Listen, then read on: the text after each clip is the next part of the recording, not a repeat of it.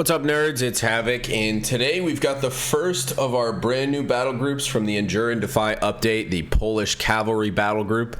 I'm going to be doing a guide overview for this, kind of talking through some of the abilities, the units. We're going to go through the tree, and then I'll tack a couple of games on the back of this video so you guys can see some examples of how I've used it recently. So starting out, we'll start with the Army and Exile tree. So you can see we've got two competing ability options here. First one is Vengeance, which provides a 25% attack speed bonus to the unit selected. And you can see the duration is extended based on the target entity that is killed. So if you manage to pick up a kill on a vehicle, it's going to extend the duration by 30 seconds. Each infantry model that you drop is going to increase the duration by 10 seconds. Pretty interesting ability. I do find it to be a little bit expensive. Personally, it's 50 munitions to use. And I just don't see a lot of, great opportunities to use just an attack speed bonus. There's a lot of opportunity costs if your opponent manages to like push out the unit or do a lot of damage to it. Then unfortunately you're not gonna get a ton of value out of this ability.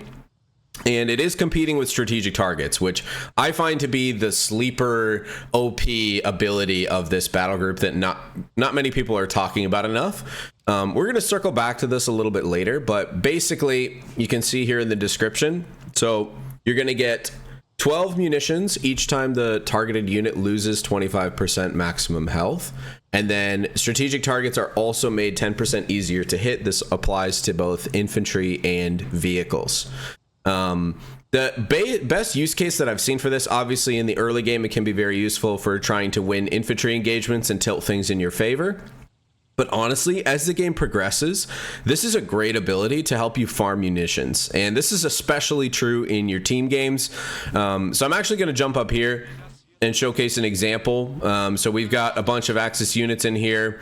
And say, I've got a teammate that's about to use like a big whiz-bang barrage, or, I myself, I'm going to use the decapitation strike, which we'll talk a little bit more about later. Now we've got the Panzerbane rockets active as well, so that's going to help some of the bonuses given to decapitation strike. But pairing these two abilities together is just absolutely nuts because of what it does to your munitions income. So really quickly to kind of showcase like what that is like, I guess what I'm going to do is I'm going to neutralize the territory. We'll reset our munitions income. I guess we'll do up to like 1,000, just so you guys can see exactly how much munitions you're getting from this. So I'm about to spend 230 munitions between my decapitation strike and my strategic targets. But guys, this is applicable in any situation, and it doesn't have to be your units that are dealing the damage here. It can be your teammates as well. So if you can see your teammates doing a big push, they're about to go into an area and try to, take out a bunch of it. You can see that they're decisively going to win an engagement, or, using strategic targets is going to help them in some way. This is a great opportunity to use it and farm a whole bunch of munitions from the damage that they're about to deal. So I'll show you the example here.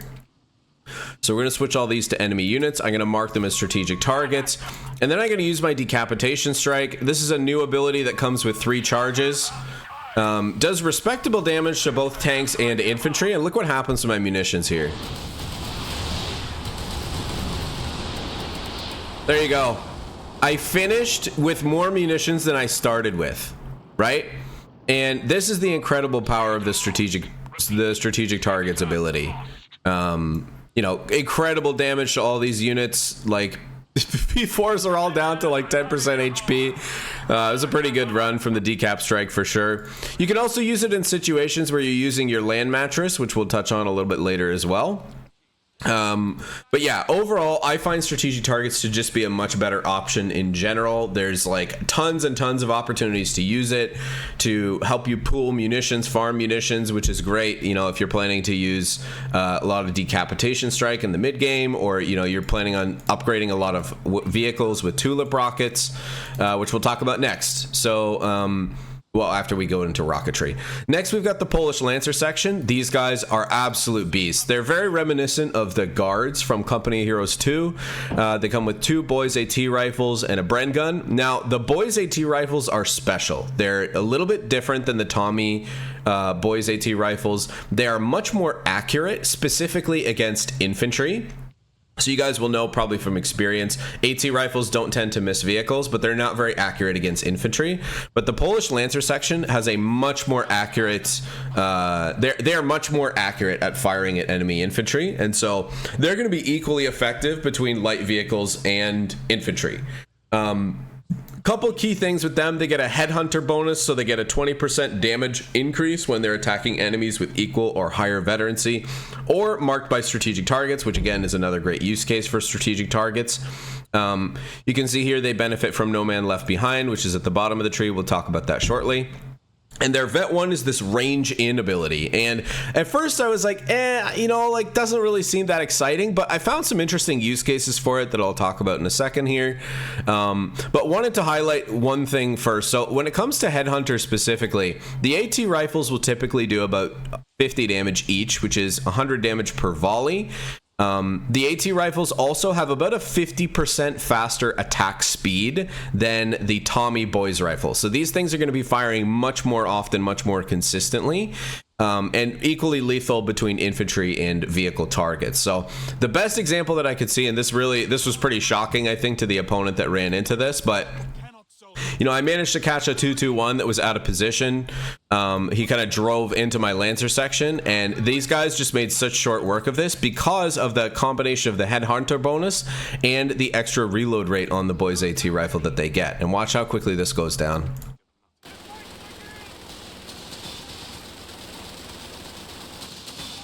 Two volleys to take out a 2-2-1. Now, granted, this is, it's a 240 HP vehicle, but this is also true of the DAC 250. Very easy to pick off with the Polish Lancers as well. But yeah, the main weakness that I've seen of these guys is just fighting against medium tanks, really, more than anything. They're pretty effective against all target types, except for medium tanks. Medium tanks will do about 120 damage per hit, and obviously, if you're getting a direct hit on one of the models, you're going to lose them immediately. So they take big hits from like a Panzer IV, Brumbar, something of that nature. But for the most part, very effective against light vehicles that are dealing a lot less damage, including something that does AoE like the Stummel, and very, very effective against infantry targets like we mentioned. So a couple more things about the Lancers. One was like the use case for the range in ability. The most useful, I guess, option that I've seen for this is when you have dealing with like an MG team or something that is typically able to shoot at you from outside of your range. You'll notice if I switch this to enemy now, the MG is going to deal some damage to the Polish Lancers, but not able to return fire on him until we do the range in from green cover. And now we're able to very effectively trade with the machine gun team. You can see how quickly and how accurately the Boys rifles are going to take this thing out. Super, super strong unit. So very, very useful in that way. And the other thing that I wanted to call out for you guys is when you're fighting, multiple squads of enemy infantry, you always want to focus on the hardest target first because of that Headhunter bonus, right? So we've got a couple of Grenadier squads here. We're actually going to get the bonus from both of these because they're equal veterancy level. But if I push my Lancer squad up to Vet 2, by default, I'm not going to get a ton of damage onto these units. You can see I'm not getting the Headhunter passive bonus, so I actually want to focus on the squad that's going to give me that bonus damage. And I'm just going to get a lot more veterancy. I'm going to get a lot more utility and power out of this unit by focusing on those Headhunter targets. So something else for you guys to consider when you're using these Lancers. But overall, big fan of this unit. They're not too expensive. The main thing that you want to do with these guys is avoid bleeding as much as possible. They have a really high health pool. You can see they have 120 health hit points here per model, but they're very, very expensive to reinforce. They're 40 manpower each. So really the best thing that you could do is kind of like get these guys to mid-level or about half HP each, and then just retreat them back to base and get them back to full HP so you're not paying for the manpower bleed on them. And of course, in the late game, you want to prioritize being able to pick up No Man Left Behind on these squads. Now, I think this is actually bugged in the... Yeah, it is. It's just going to give me the manpower. But normally you'll pick up a squad member at half HP. So typically I'm doing that after the end of my engagements and then pulling them back to base for healing or, another medical source nearby. So moving on to the last abilities in the tree, we've got Recon mission. It's going to fire 3 Recon aircraft over the area and loiter around the first enemy vehicle that is found. And you can see this provides not only vision of the vehicle itself, but a reasonable area around the vehicles as well. You're going to get this nice circling effect from the plane that's loitering and providing vision of the enemy tanks. And this is obviously great to pair with abilities like Decapitation Strike, or obviously, you know, planning attacks for your tanks on enemy armor convoys is a great way to use it as well. So not a bad ability. It is competing though with No Man Left Behind. I find this to be a much better choice in general because of basically the economic benefits of either scooping up the squad members and putting them back into their squads, or just collecting manpower from the battlefield. In the most recent update, they decreased the rate at which units were despawning from the field, so you're able to pick them up much more frequently. And so that way, you know, you're going to be able to fight out long engagements against your opponent and then scoop up the soldiers after you've finished the engagement there. Okay, moving on to the rocketry tree. So we've got the Tulip rocket launchers. These are available to the Humber armored car, the M3 Stuart, and the M4A4 Firefly tank destroyer. I've got a couple of them set up down here. So the rockets themselves, you guys probably would have seen in Tightrope's video doing some testing. These do about 100 damage per rocket. We also have the Panzerbane rockets, which is going to give them some increased effectiveness against enemy vehicles. It does about an additional 33% tears off their armor, which is great for softening up big targets on the big cats like the Panthers, the Tigers, and so forth. So very effective on vehicles, and obviously great synergy with something like the Stuart if you're trying to punch up because of that armor reduction. So typically between these two trees, and we'll move on to these next two options now. Here, we'll just switch this back. So between Panzerbane rockets and the land mattress, it's really just a question of, is your opponent playing more vehicle heavy, or are you planning to play more vehicle heavy, or is your opponent playing more infantry and team weapon heavy? I've been using a combination of both Panzerbane and land mattress teams. Typically, I find myself going Panzerbane more often against DAC because of the extra effectiveness of the rockets against vehicles and being able to soften up those armored targets. The land mattress, obviously great at, you know, not necessarily like the key differences between the land mattress. I've seen a lot of people complaining about like the effectiveness of the land mattress. It's going to be in the area denial and the volume of fire that you're pouring onto an area, because you can build many of these similar to like a Nebelwerfer. They don't do a ton of area of effect damage, but on direct hits from the rockets, they are quite effective. And whether it's fortifications or team weapons or infantry, all of these, you know, are pretty susceptible to damage from the land mattress. And they also get the bonus of the headhunter. So they're going to deal an extra 10 damage to enemies with equal or higher veterancy levels, or that are marked by strategic targets. So again, another example that we might talk about, you know, if you've got concentration of enemy fortifications here. Just going to switch all these over to enemy. Before they start fighting each other. We're going to mark them with strategic targets and then hit them with one of our land mattress barrages. And watch what happens to my munitions in doing this. And again, the synergy with strategic targets is what really adds to this. You can see here we're just like collecting munitions like crazy, still firing rockets, still raining down. Very respectable damage to the emplacements themselves. And we came away with that with, what was that, like almost 150 more munitions by using strategic targets. And this is after we use it, so maybe like 200 total, which is crazy. It's like absolutely bonkers how much munitions you can get from this ability, and very, very useful for farming for later on if you're using Recon mission or Decap Strike, whatever the case is. Strategic targets, very, very useful in that context as well. So moving down to the rockets we talked about, so they do about 100 damage to armored vehicles, but what I haven't seen a lot of people talk about is the fact that they are actually quite effective against infantry and team weapons. So they'll do about half, around 50 to 60% of that as splash damage to infantry. So we've got a PG squad here. We're just going to hit them with a quick rocket from the Humber. And you can see here, very respectable damage. It looks like it did about 55 damage to each of the models for the most part. Maybe with the exception of this one that's a little bit outside of the center of the blast radius. And really handy at softening up some of those infantry targets like the front line, creating space for your lancers, for your Bren sections, and threaten an approach from something like a Panzer Grenadier squad that might otherwise want to just like run straight at you. So very effective against infantry targets as well. And once you get these rocket launcher upgrades, so there's 70 munitions each on the Humber and the Stuart, 140 on the Firefly because it gets 2 rockets instead of 1.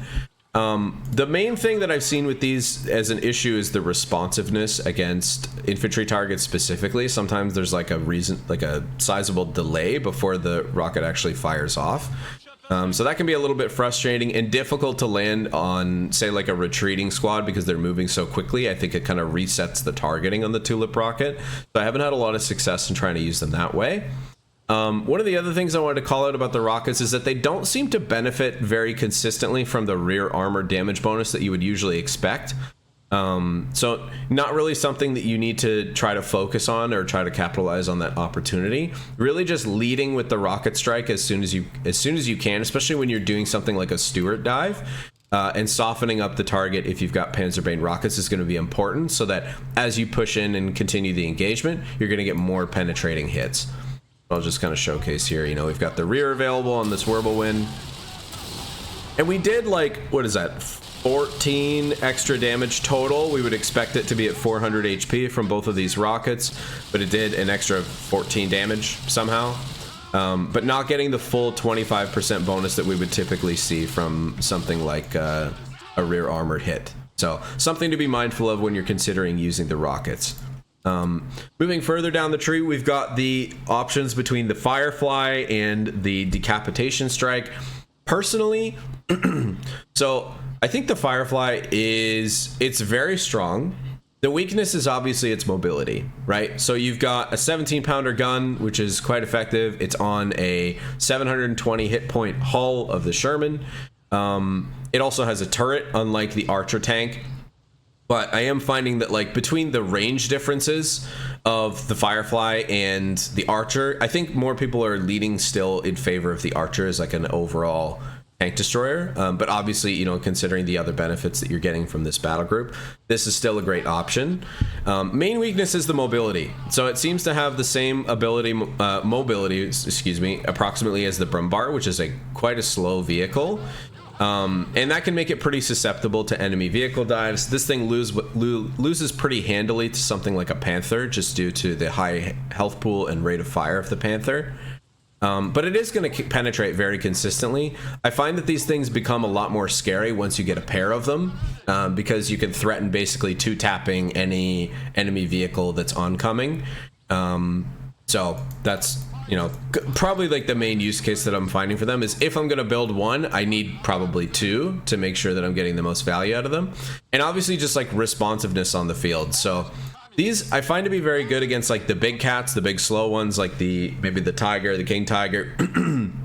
But against the more fast mobile tanks like Panzer 3s, Panzer 4s, even in some cases, you don't want to be brawling with those, at least not independently. You want to make sure that they're properly supported with other vehicles. But a great overall addition to the British roster to kind of help round out their anti-vehicle power in the late game. Now, more frequently, I've been using Decapitation Strike. This ability is incredibly strong. You guys saw me use it a little bit earlier on this blob of infantry, team weapons, and vehicles up here. It does quite a bit of damage, great synergy with strategic strikes, and the speed at which you can call this in. I love this ability. I really hope that they start to move more towards doing these charge typed abilities as opposed to loiters. I would actually love to see all of the loiters replaced with something like this. Now, I do think it is a little bit too strong. I feel like the time between Decapitation Strike charges should be a little bit longer so that you can't call them in super rapid succession. I mean, here, let's put like a King Tiger up really quickly here. You can see, like, I'm able to call them in quite quickly. And if the player doesn't respond very quickly, like all of the rockets basically just like come in super quickly. I actually think I ended up losing it to The AA guns. That's hilarious.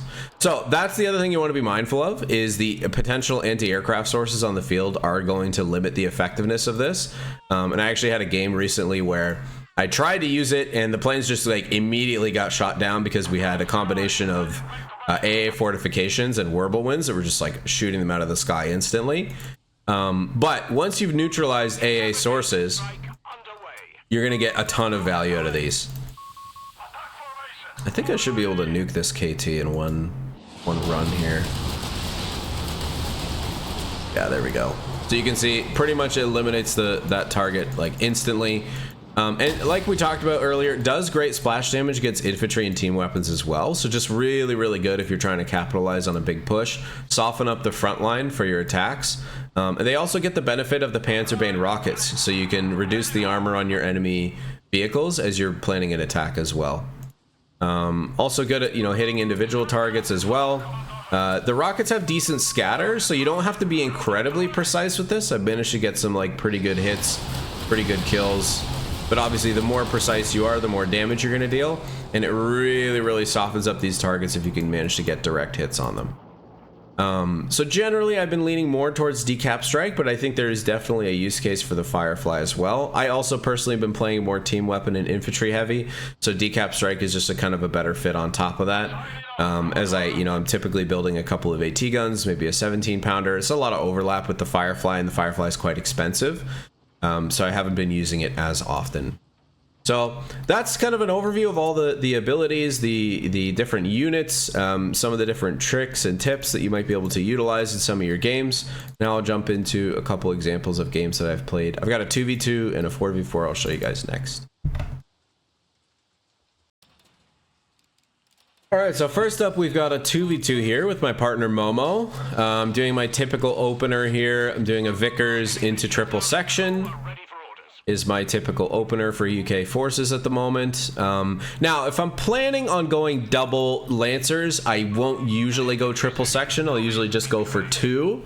And then I might go into the early game with like a Dingo or something like that. I don't love the Dingo on this map because it's kind of congested in the middle here, where I'm going to be playing on the city side. And I'm anticipating a little bit more infantry play from DAC players because of the Kriegsmarine Battlegroup release. You can see here, kind of just like trying to bide my time a little bit. Notice that I'm going to get overwhelmed here, so I'm just going to play it slow. Try to maintain control of the territory, play defensively, defend our fuel, give Momo time to push up this north side of the map. Get some good angles here, firing, kind of cross-firing on Smoko's infantry. And he's going to get forced away between the flank on the Sapper and the push from the Tommy squad. Go and grab back this south side of the map here. Good kite there from the Kriegs, pulls it back before he loses too many models. You guys have probably noticed the infantry combat feeling a lot more punishing to be out of cover on this most recent patch, which I'm really, really happy about. Riflemen feeling a lot better to use from cover. Grenadiers, Panzer Grenadiers with the changes to combined arms, I'm very happy about as well. Go, we're gonna get forced away again on the south side. That's okay, just gonna keep applying some map pressure, trying to get some yellow cover bonuses, but taking a lot of hits there from the Panzer Grenadiers and the Kriegs that came in. And we've gone for Stuart. Now I love the Stuart now because we've got a reduced upgrade cost, but the per unit cost is higher, which means your first Stuart is going to come out at the same time, but each subsequent Stuart is going to be a little bit more expensive. It's going to be the extra 10 fuel, which I really, really like. This is going to help me better incentivize using even just like one Stuart is going to be very useful. I'm a huge fan of the tank commander now. I mean, I kind of was before, but even more so now because I can always refit my Stuart later. But just some awesome utility packed into the Stuart with the tank commander upgrade. And obviously now we also have the tulip rockets. Now, in this game, I've gone for infantry training after my first Stuart. This is very typical for me as well. I also love to get this out before I get my first Lancer squad on the field. You can see we actually got caught out here and encircled by some enemy infantry. And so I try to back out, but get caught out of position by this Jaeger squad. Get some unfortunate misses, snared, immediately lose the Stuart. So not a great start with my Stuart. But it does open up the opportunity for me to build some Lancers and get those on the field. Getting some great bonuses here against the Momo trying to catch the flak fearling out of position.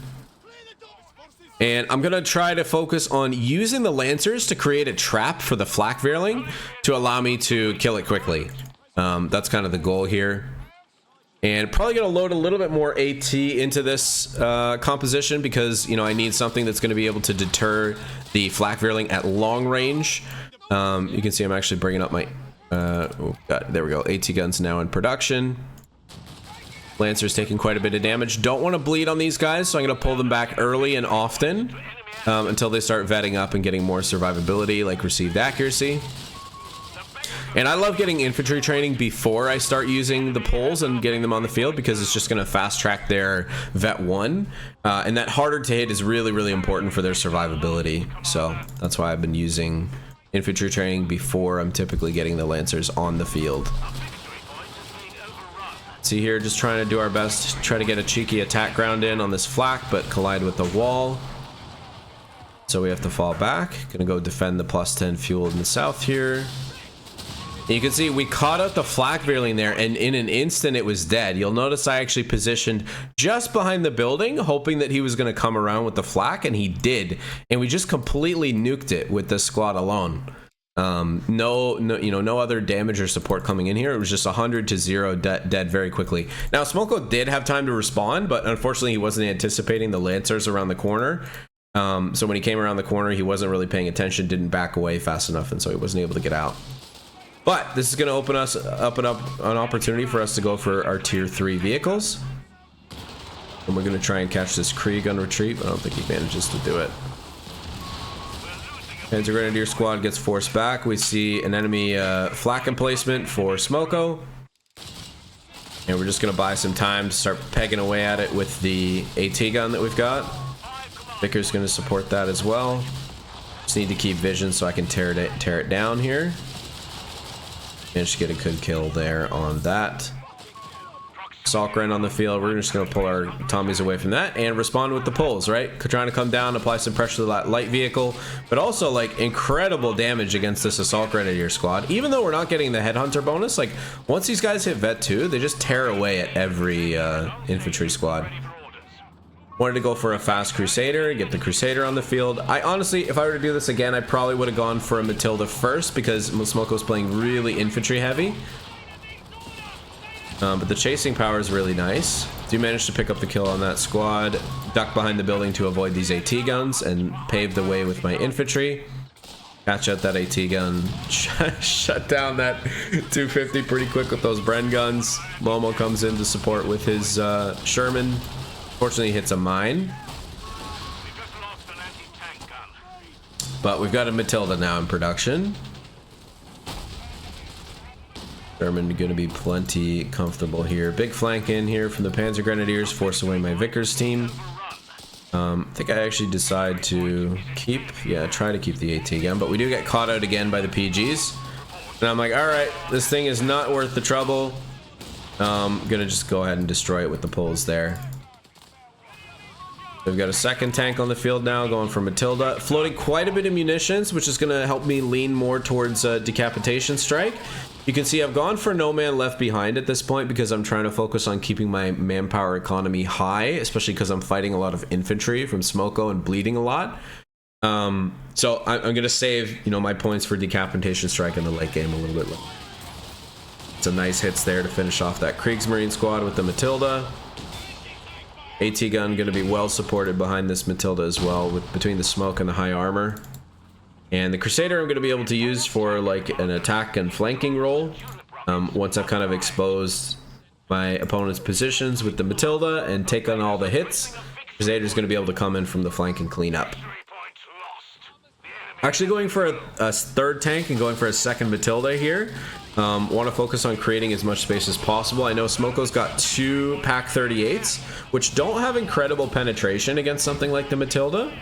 So I'm pretty confident that between the two of them, I'll be able to create a ton of space for my infantry and push in to decrew those team weapons. You can see we've locked in our decapitation strike. Momo's got some nice utility here from his, he's using spec ops, so he's got access to the flares. You'll notice I actually try to pick off here using decapitation, try to pick off the enemy vehicles, but shot down there by the flak Veerling. So I want to focus on trying to kill the AA sources as quickly as possible. You can see here, big push in from the armor, but we actually get caught up by Momo's Kriegsmarine naval barrage and lose our Polish squad, unfortunately. We managed to pick up the Constellation kill on the P3. AT gun gets decrewed. Matilda's quite low, they're just going to limp away. But they're going to be relatively safe, considering the armor is dead. Flanking there by the Kriegs. We're just going to get a second sapper to help with the repairs of all the armor that we've got up. We have 300 points remaining. Pilots are airborne and await a mission. See, enemy Stukas on the field, so we're just going to have to be wary of that. And how we position our infantry and our team weapons. Momo dumps a whiz-bang barrage into this building. I thought was pretty funny. So again, I'm going to be looking for opportunities to try to apply pressure to concentration of enemy troops, as well as their armor using decapitation strike.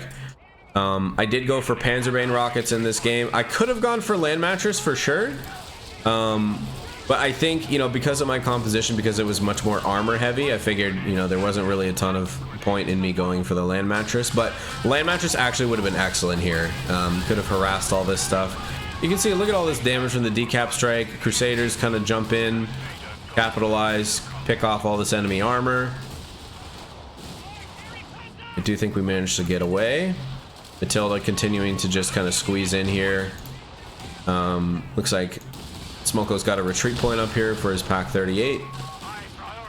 And we just do a quick mark targets to deter an enemy push and farm some munitions. You can see like munitions going up pretty handily here. Getting quite a bit of munitions from the use of the strategic targets there. And Vickers just chipping away at what remains of Smoko's units. Another Crusader on the field, plus the Vet 3 one that we've got. And we're able to just kind of mop them up here at the end. So that was the first example. 2v2 set, you know, 1v1, 2v2, I'd say like your setting is going to be pretty much the same. But yeah, focusing on using the Lancers for light vehicles, you know, additional augment to your advanced infantry. It adds really nicely into your sections, makes a great light AT source that's also very, very strong against infantry. So all around very strong unit. And then we got some great uses of decap strike to soften up some targets for the Crusader dive that we did in the end game there, and pick up the kill on a bunch of enemy vehicles. Didn't have to upgrade my Crusaders because of the armor reduction coming from decap strike, made them able to penetrate enemy vehicles much more consistently. So this is a 4v4 on the newly released map called Powder Keg. This game going to be a little bit different, a lot of similarities, a lot of overlap with the last one, but I am going to showcase the use of the land mattress. I've seen a lot of people saying that this thing is no good, it's not worth it. Couldn't disagree more, especially based on how this game played out. And I think you guys will see a lot of familiar tactics from the Axis players that you're probably running into in your own 4v4 games. Side note, I love this map. This map is enormous. I would love to see all the 4v4 maps be made this big. This opens up a lot more potential flanking routes, opportunities to get around your opponent that some of the other more congested 4v4 maps don't have. Now I'm doing my conventional opener in 4v4s, which is pretty much always going for Dingo because there's usually going to be an open space. And it's also just really good at taking damage and creating space to position my infantry. I was also thinking I might go double Lancer this game, but it really kind of depended on how the early game worked out and what my opponent was going for. You can see my opponent, specifically the pink guy here, he's gone for Luftwaffe and he's going for a couple of Luftpio drops. So I could probably anticipate he's going to go for the GRB blob. It's pretty conventional path for players that are going heavy on the Luftpios in the early game.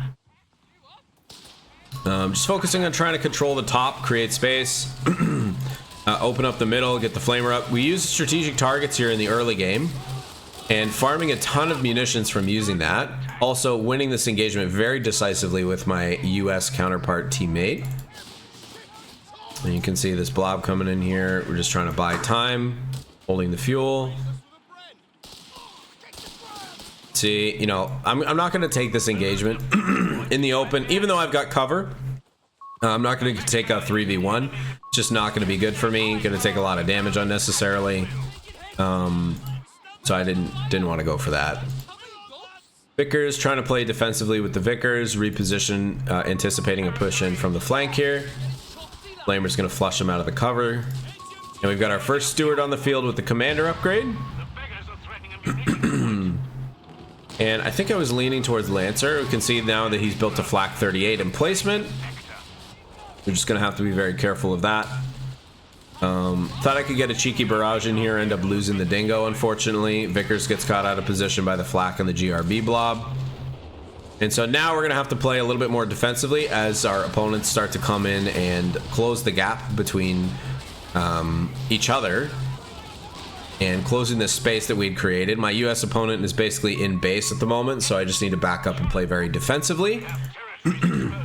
I have gone for the triple section, and again, I've gone for infantry training after my first vehicle. Not planning on spamming Stewards in this case. I want to get more power, more scaling from my infantry. Best way that I'm going to do that is through training as early as possible. Seeing the GRB blob coming in, just want to, again, look for an opportunity to lock him down. And guys, the best way, stern pile blobs, GRB blobs, they're all the same. You need to treat them the same way when you're playing as UKF. The answer is team weapons. Team weapons, multiple Vickers. So you can see I've actually gone for team weapon training here. I want the extra HP that's going to allow me. You can see I went from 90 HP there to 120 between the veterancy that I was getting, the vet 2 level, and the extra HP that's provided by the training center upgrade. See, I get another 20 health here from the training center. And that's going to make my Vickers much more durable and able to withstand the GRB blob, like the shots coming in from the multiple grenade launchers. And as long as I can get these fall piles on the ground, they're no threat to me, right? So I can see here, you know, I'm playing very close nearby with the sapper just in case it gets decrewed. I'm actually going to pull it away because I don't want to lose the vet 2. And it probably could have gone for like some rockets here on my Stewart. Probably would have been a great way to, again, soften up the ball piles. But this was actually so early in my games that I didn't realize that the tulip rockets were good against infantry yet. But food for thought for me next time. Got our tulip rocket launcher here. Available to upgrade, but I actually didn't end up going for it this game. Again, I thought it was more for vehicles, and we weren't really fighting vehicles here, so I just didn't see a need for it at the time. But obviously I was wrong. Could have been using it against my infantry targets as well. Using the reconnaissance scan, I saw that he was putting up the flak 36 in placement, so I thought I'd go poke around this other side, and it turns out he's got another flak 30. We got very lucky that he didn't hit us there on the second shot, and now we've got a second Vickers on the field. This is actually a very nice strafe from the Luftwaffe player, forcing away my machine guns. And we're just going to pull those back. I'm going for tier 4 now because I realize I need CPs, and I need to fast track my way to the land mattress. And the only way that I'm going to get there is by taking more casualties and or more fights, or building tier 4. And I figure at some point I'm probably going to need some vehicles anyway. But I'm actually wrong about that, and we'll talk about why in a minute. So we actually go for a 6-pounder here once we see the Wirbelwind Flak Panzer on the field. I know I'm going to need something besides my Steward to help me deal with the Flak Panzer, and so the 6-pounder is going to make a good addition to my roster. Also is going to benefit there from the training upgrades. See here, very comfortably just trying to hold this +5 fuel for as long as possible. Big pushes from the DAC player coming through in the middle here. Looks like yellow and teal going to be forced off. First easy 8 on the field, though, for my American counterpart. So I can now count on the fact that my teammate is going to cover us on the armor side. He's focused on going for the easy 8s. And so now I need to fill the gap in our team's roster by going for land mattress. Now, we did get team weapon training, so this is also... Oh, unfortunately lost the Stewart there to the 88. I actually got caught out further away than I thought it could shoot. We all make mistakes. Land mattress here trying to deter the push in from the flak panzers. It will deal good damage to the vehicles that it hits if it's a direct hit from the rockets. We have land mattresses awaiting deploy. Order. 6-pounder again, trying to deter the flaks, pushing in. Push them back from our sector. Already got up our Vet 1 here on the land mattress. 5 command points. And we can see our opponents are fortifying pretty heavily on this right-hand side. Now, we haven't seen it in its full force yet, but once we do see it, it's basically going to trigger, in my mind, the need for more indirect. By the way, how do you guys feel about the bunker changes? I don't know how I feel about them. Nice, really nice hits in here, stopping this push in from the DAC player. Gets forced off there by, actually it was my teammates land mattress. 300 points remaining. Just calling out the 88 there for my teammate so he doesn't lose his easy 8. And you can see we're just kind of layering fire in here, dealing, like I said, pretty respectable damage to the emplacements, but I'm recognizing that I'm going to need more. Double Vickers here doing, and I want to talk about this specifically. So the reason why the Vickers is so nice against these GRB blobs is because specifically of the Vet 1. So you take away the ability to area suppress the group, which is fine, but it actually means that you're going to deal a lot more damage to the individual targets because they're not getting suppressed as quickly, and suppression reduces damage, as you guys probably know. So the suppression on these guys, or basically the lack of suppression on these guys, is going to allow me to tear them down with the Vickers. And if I am seeing like a big blob of them coming in, I mean, there is still some suppression going on, so I'll be able to suppress the individual targets, but not the blob. And if I need to suppress the blob, having 2 of these is going to be more than enough. I just have to take off focus gunnery. So here, just rotating over, anticipating the push. Couple Vickers is going to be plenty for that. Take a lot of damage on this section. Don't want to lose more models. Now I'm going for 17-pounder because I'm a little bit worried about enemy tanks. I've only got 1 AT gun. I lost my Steward a little bit earlier. Tried to use a cheeky decapitation strike, but as I was talking about earlier in the video, I actually got it nuked by the Werbles and the, the Flak 38 combos. So it wasn't a great use of that there, but I'm just going to hold off on using it until a little bit later. Vickers teams get caught out of position by the Werbles. Buying some time for my friendly Easy 8 to get some hits in here. They call in the loiter. We're just gonna back away a little bit, getting rifle grenades so I can, or sorry, grenades so I can deter the flank in here. Big kill from the 6-pounder on the Whirlwind that I caught out of position. Hit these guys with the marked target, and we're following up with the land mattress. Now, not great hits in here. I think this one's mine. Yeah, this is my mattress. You can see here, farming a good amount of munitions, stopping the push completely, the big infantry push from my opponent. And now we're gonna get a second mattress on the field pretty soon. We're gonna just wait for the manpower. There we go. Second mattress. And again, you know, not seeing a lot of armor from either of my opponents so far, just a lot of infantry is like the main issue right now. And so that's what I'm trying to pay most attention to. And again, my teammate, my yellow teammate, has gone for the Easy 8s. So he's got us covered on the armor front. I just need to focus on creating space with my AT guns and harassing these guys with my land mattresses. Yellow doing a big push in the middle here. Land mattress coming in, softening up the defensive positions. Another bout of rockets on the retreat path of the fall piles here. Nice grenade there from the US player. Really, really nice. Good damage in on the Panzer IV from the rockets. We're losing a capture point. Got our 17-pounder frontline medical truck. You can see with the team weapon training that we've got, like, we're very, very, very healthy against any potential indirect fire. Boom, boom, boom. Triple shot on the Panzer IV there, loses that pretty quickly to the 17-pounder, 6-pounder combo. Focusing on tearing away at these AA guns. And we do have the loiter coming in and the Stuka barrage. Now, I would have lost all of these units had I not had team weapon training on my AT guns and my MGs at this point. The Stuka would have decrewed everything, but because of the extra 20 HP that I got from team weapon training, we're able to actually survive this and just kind of sneak away here. Soft retreat. And the Easy 8s are going to help cover my retreat here. Appreciation to my teammate for that. Decrew the land mattress, but not a huge deal as long as we can keep control of this area of the field.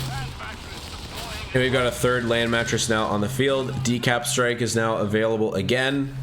And I'm probably going to be more inclined to use it because we've managed to kill my opponent's whirlwinds. He's only got one flak 38 up. And I'm just going to be able to absolutely lace my opponent's positions with these land mattresses and sit very, very comfortably behind my team weapons. You can see blue started to dominate here, the red player, so that really helped us on the economic side. I was checking my teammates for Recon to see enemy positions so I could get some good mattress barrages in. And you can see we're just, you know, we're making it very difficult for our opponent to play in this area using all these land mattresses. Decap strikes coming in, nukes the Panzer IV completely, pick up a bunch of kills on the Fallschirm Pioneers, kill the flak 88 there, I should say. 17 pounder gonna finish this off. And we're just very, very comfortably playing very heavy into the team weapons here. You can see now our opponents are pretty much limping at this point. They really don't have a lot left outside of the Tiger. But obviously Tiger is going to be no match for our friend, the 17 pounder here. Again, you know, taking big damage from the Nebels with the extra 20 HP, just making it very comfortable for us to just soft retreat, stay near the medical truck. Got no man left behind here to help my economy and pick up field casualties. We love that. Now, I would be getting at this point some kind of a tank, but obviously we're pop capped, so there's not an opportunity for us to do that at the moment. Yeah, taking heavy indirect damage, but you know, as long as you're quick with the retreats and you got team weapon training, you can pretty consistently avoid getting decrewed on your team weapons. Another loiter coming in, 6 pounder, 17 pounder combo, boom, boom, boom. Take that Panzer IV out, no problem. And we got a nice surrender in there. So there you guys have it. That is the Polish Cavalry Battle Group. I know I didn't showcase all the units, but I really wanted to get you guys something that you could use up as soon as possible, because I know the update's still relatively new. People are trying to figure out what to use, how to use the different units, how to use the different abilities. But I would say for you guys, like, key takeaways for the Polish Cavalry Battle Group. One is the power of strategic targets. Like, don't underestimate how this can be used, not just for yourself, but also for your teammates. Opportunities for you to farm munitions when you're getting good artillery barrages in, or your teammates are. Take advantage of the tulip rockets against all targets. Once you get these upgrades, they're good against everything. And I learned that a little bit late. I actually learned that more recently. And so whether you're going Panzerbane rockets or not, the tulip rockets are a great upgrade on your Humbers, your Stuarts. Panzerbane rockets with Stuart specifically are quite scary because of the reduction in armor makes the Stuart able to penetrate enemy armor much more consistently. And so if you've got a few of them, you know, combined with the Panzerbane rockets, like, you're going to be cooking enemy armor. And I've had this happen to me a couple of times. Like, I was playing DAC, playing P3s, and just getting roasted by mobs of Stuarts with rockets. So that's also very effective. Land mattress, great, but usually you're going to need more than one, I would say, especially in your team games. You're going to need more than one. And team weapon training is going to help a lot because it increases the rate of fire, also makes them harder to decrew, increase the veterancy rate on them as well. And again, don't forget to overlace it with your strategic targets usage. Polish Lancers, very, very strong, only really susceptible to enemy medium tanks. That's kind of where they start to crumble, and so you want to avoid as much as possible engagements with enemy medium tanks. But infantry, light vehicles, these guys are very, very good against, so lots of opportunities to use that. I would mostly use No Man Left Behind. Personally, recon mission can be very helpful if you don't have any other recon sources on your team, but I would say, you know, chances are your teammates are going to have something in there. This is going to help your economy quite a bit more, and keep you on the field for a lot longer, especially if you have some sort of frontline medical that you can take advantage of. And the Firefly, very scary in pairs. I would say, like, you know, if you're dealing with the big cats in the late game, the Firefly might be a good choice. But I'm personally much bigger fan of Decap Strike in its current state. Just very, very good damage against all armored types and infantry targets, like soft targets as well. Very, very effective. And being able to farm munitions with strategic targets before using Decap Strike is such a nice way to be able to consistently use this ability. So overall, incredibly strong battle group, arguably the strongest one available to the UK forces right now. If you guys haven't picked it up, I would definitely encourage it. I think it's fantastic. There's a ton of great tools in here, lots of fun new units. But with that, I'll leave you nerds to it. Have a good one.